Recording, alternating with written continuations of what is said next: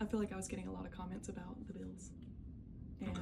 in particular, I had a comment of someone being like, you're really like going to ruin people's lives because they're going to quit their jobs and then they're not going to have anywhere to go and that's going to fall on you. And I had to sit with that because I was like, that's obviously not my intention. And I came to Marcus about it and I was like, do you feel like I'm being misleading when I talk about this? So really, I just want to talk about our experience with it and the caveats in it and the honesty behind quitting our jobs, taking leaps of faith, and going on this journey of trust, essentially. Yeah, absolutely. I think I'll just start by saying everyone's journey is different. We were called to leave our jobs. That doesn't mean necessarily that you are called to leave your job, either right now or ever. Don't quit it just because other people have quit their jobs. We were in a situation where the jobs that we have been at or the jobs that we were at when we met each other was not fulfilling at all, like not even a little bit. So we were called to leave our jobs. I just want to make sure that's the first thing. Now, if you feel like you are called to leave your job, I think another part of that is listen to your instincts, listen to your mind, listen to your heart, listen to you and God's relationship. God had kind of showed us in our life plenty of times. The time was now.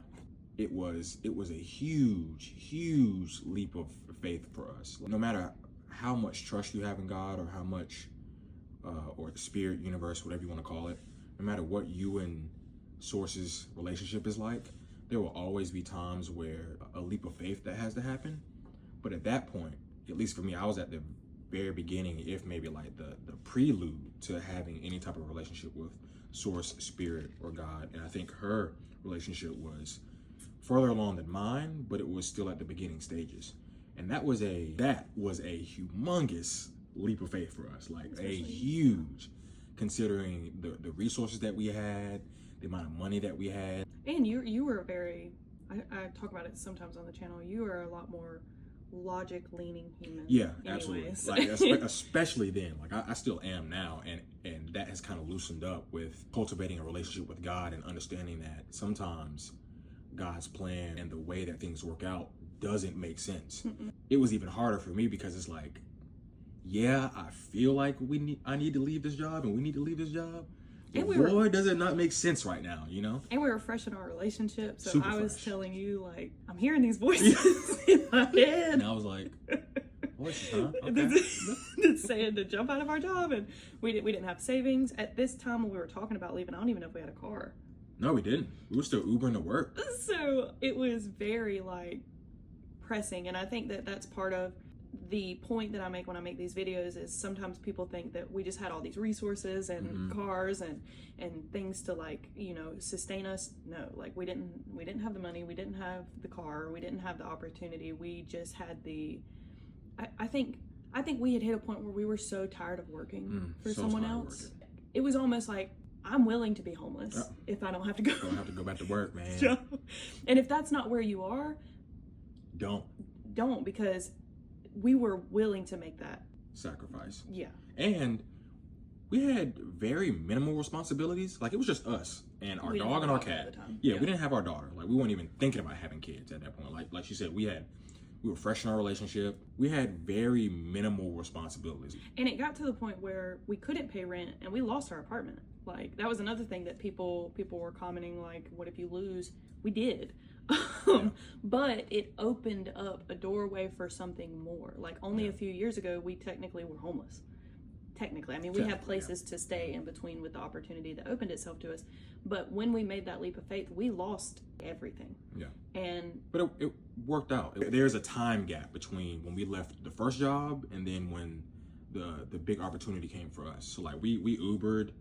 We were trying to force and make a way. Like, so we quit the job that we were working at a nice little restaurant. It's funny, the Airbnb that you had at the time opened up an opportunity for Spirit to bless us with a vehicle. Essentially, she paid for a year up front, and we paid for like 8 months up front, kept a little on the back end to get a car, and then replaced that money down the road. Right. So it ended up working out as we needed it. Right. And that happened like right after we quit our job, you know? And that's a big part of it too, is like, you have to understand that you can only see what is in front of you right now.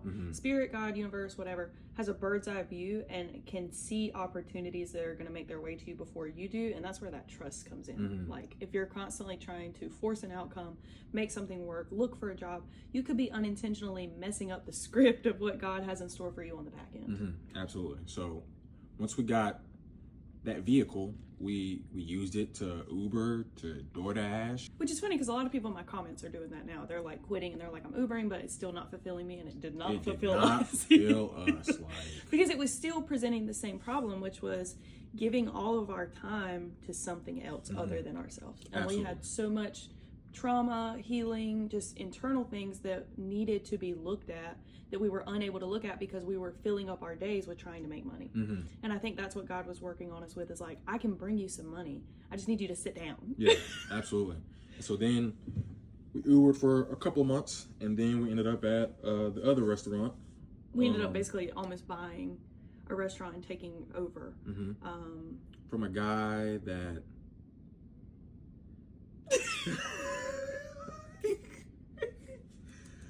From a guy that... How do you want to explain him as a... He was an older owner who wanted it to be fixed but didn't want to take his hands off of the wheels. Asked me to fix it, was pretty happy with me fixing it, told him, you know, me and my partner were going to come in and do it. He was cool with it. And then he met Marcus. Until he saw what physically I presented. And I think if you know what I mean. This was an old... Old white guy. So when he met Marcus, deals off. You know, it was either I stay and Marcus goes, or we both go. And I was like, okay, we're out. You know, like no question about it. We're not staying in a place where we feel disrespected. And it was more of a thing. He was okay with me coming in and being anything other than in charge. You could be a busboy. Yeah, he was okay with me being a cook. He was okay with me being a server. He was okay. He didn't want him in any form of power. Right. Any leadership position, he wasn't going for it. Get very clear on what your values are, because this was another thing that was presenting, okay, this is against our values. This is against what we fundamentally believe as humans. If it's crossing a boundary of your values, that may be God pushing you out of that situation. Yeah, and that was a time where we didn't want to go back in Uber. We had two, I guess you'd call it, jobs that we could not or just did not want to go back to. And this was a time when funds were low. I think there was like an eviction notice on. Yeah, we got evicted. Yeah, we had an eviction notice on the apartment that we were living in, and we were really like, something's got to happen. You know, like something's got to happen. Trusting God, trusting that life is going to work out for you. It sounds all fine and dandy when two people are just telling you on an app like to trust God or trust Source or whatever. But when you're going through it, it's not easy all the time. It is not. And there are moments where it's like, no, Spirit, Source, God is going to absolutely have to make something happen, because I cannot. Yeah. Like, you can't. We could not really make anything happen outside of what our bodies knew that we wanted or didn't want. Like, we could have found a job or whatever, or we could have went back to a job and grinded it out or whatever, but I think we were both done. Like, we were so done. No, I'm not. I think I remember I was like on Indeed, like applying for stuff or whatever, and just like was not getting anybody response. So there was still even a part of me being outside of Source's plan for us that was still trying to like kind of sort of make something happen, really out of desperation, because it's like, what are we gonna do? Which was completely out of vibrational resonance with who we were becoming, which is not to be desperate, not to be in the chase, but to be in the surrender. But especially yours and Spirit's relationship at this point was almost really, it was pretty much non-existent. And I think it was me really like holding on to this hope that I was correct, but even mine wasn't fully. It was just a feeling. I was literally just going off of an intuitive nudge, and so I'm so grateful that I had a partner that was like, okay, I trust you, because I was trusting God. I think one of the biggest leaps of faith, or one of the first jumps of faith that you make that God works a miracle in your life, will always be your your point of reference to go back to when times are hard. Absolutely. And I think that there are even moments in today's time where I look back on this moment where we get that phone call and everything pans out perfectly, that I was like, okay, we were right. God's working, it's moving, and it just kind of like pumps you forward in your walk with spirit or your walk in faith. And but it was not pretty. And I need to preface that, like, it was hard, it was uncomfortable, it was scary. Your survival instincts are going nuts. You're basically in between two identities of like, do I stay? Do I go? Do I say screw my integrity and my dignity and just go back with my tail tucked to a job I don't want to go to? And we sat. And there were many times where my anxiety at this point was sky high. That's okay. Yeah. My anxiety was it was bad. Yeah. I would wake up in panic attacks. I would wake up and like genuinely be hyperventilating, and not just because of this situation, just I had so much trauma built up that my anxiety was the worst it had ever been at this point in life. And I talk about this because I don't want to paint this picture that it was just rainbows and butterflies and we quit our job and God was like, here's your money. Everything just worked out every time we made a move. Like, don't get me wrong, like every time we made a jump, Spirit caught us. But sometimes when you make a jump, you're falling for a month. You're falling and with no parachute, and you're like, man, like I have jumped off the cliff or I have jumped out of the plane with no parachute, and I'm just free falling at 30,000 feet. And even the leap of faith that we took doing these jobs was not security. Like we didn't know when the next house was going to open. We didn't know if this was going to work out because we had never done this before. We didn't know if we were going to like it, how to paint, how to get materials. Like, it was such a unstable situation in itself. Like, sometimes we were in a house for a day, sometimes we were in a house for a week, sometimes it was 2 weeks, sometimes power wouldn't be on. I mean, it wasn't always this big, beautiful, pretty experience, but it sustained us in this in-between period where we really got to have our time back. That was the most important part. It was just me and him and our dog and our cat in these empty houses, alone with our thoughts, really getting to the bottom of some shit that had been plaguing our life for a decade or more. Absolutely. I think the phone call for this opportunity came like 3 days before we had to get out of our apartment that we were in. Yeah. So it was really, I think that is the moment. The first phone call, the second saying that something was available was a day. It was like... I think so. The first phone call was like, this is a possible opportunity. Yeah, if let's see if a house comes available, would you want to do it? You know? Yeah. And then the next one was like a day before we had to be out. She was like, you can come stay at this one and go on or whatever. So it was like, within a month of whatever, everything shuffled into place to catapult us into this healing journey, which is what I essentially think that was a period of isolation to figure out the deeper stuff, to be able to step into this version of ourselves where we're like, we'll never work for money again. Absolutely. You know, our time means more than anything. Our relationship with spirit, our relationship with our daughter, like our worth. We had to go through the process of isolation to get here. And sometimes how God separates you or isolates you can be scary because it feels like you're losing everything. So especially if you're at the beginning phases of your walk with God, I would always advise someone to take your time and really make sure you understand what you're about to get yourself into. Really, because it's not always going to be easy. You can take that leap of faith, like I said earlier. You can take a leap of faith and jump and be falling for a while before you're caught.